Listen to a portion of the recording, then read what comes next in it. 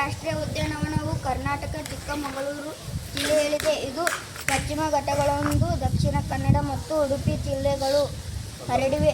1987ರಲ್ಲಿ ಸ್ಥಾಪನೆಯಾದ ಈ ಉದ್ಯಾನವನವು ಶ್ರೀಮಂತ ಜೀವವೈವಿಧ್ಯ, ಹಚ್ಚ ಹಸಿರಿನಿಂದ ಪರ್ವತ ಶ್ರೇಣಿಗಳು ಮತ್ತು ನೈಸರ್ಗಿಕ ಸೌಂದರ್ಯಕ್ಕೆ ಹೆಸರುವಾಸಿಯಾಗಿದೆ.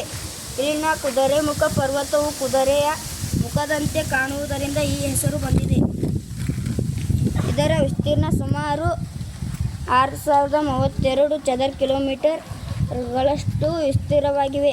ಇದರ ವೈಶಿಷ್ಟ್ಯತೆ ಇವು ಪಶ್ಚಿಮ ಘಟ್ಟಗಳ ಒಂದು ಭಾಗವಾಗಿದ್ದು ತನ್ನ ನೈಸರ್ಗಿಕ ಸೌಂದರ್ಯ, ಜೀವವೈವಿಧ್ಯ ಮತ್ತು ಪರ್ವತ ಶ್ರೇಣಿಗಳಿಗಾಗಿ ಪ್ರಸಿದ್ಧವಾಗಿವೆ.